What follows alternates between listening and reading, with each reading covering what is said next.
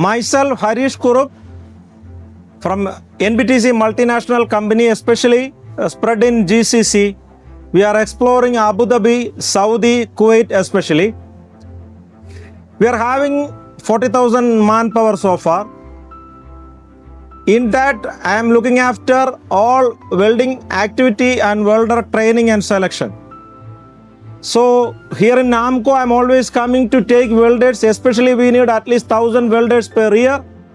In that, I am very much satisfied which AMCO is producing in front of us, especially regarding their hospitality. Other than that, they are producing the people who are here professional. Their staff is also very well known people regarding their skill. We can say technically they are highly educated, and they are producing the people here for test what we need more than that, and the skill also they are having good.